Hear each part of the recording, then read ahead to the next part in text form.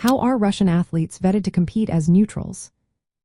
Have you ever wondered how Russian athletes can still compete in the Olympics despite the controversies surrounding their participation?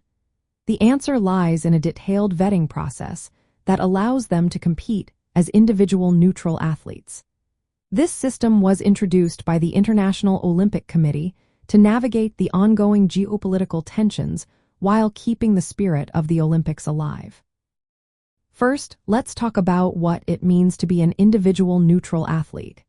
This status means that Russian and Belarusian athletes do not officially representing their countries.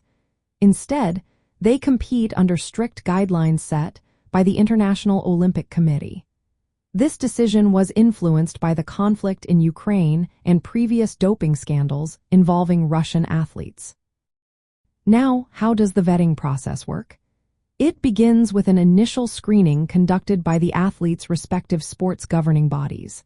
This first stage assesses whether the athletes meet specific criteria. They must not be involved in any political activities or conflicts that could affect their eligibility. Once they pass this first screening, the athletes' applications are sent to a panel from the International Olympic Committee. This panel conducts a thorough review to ensure that the athletes comply with Olympic values. They check for any involvement in activities that could be seen as political or supportive of the conflict in Ukraine. If an athlete is not approved, they have the option to appeal the decision. This appeal goes to the Court of Arbitration for Sport, which provides a chance for reconsideration. Eligibility conditions are also essential in this process. Athletes must qualify through the existing qualification systems of their international federations.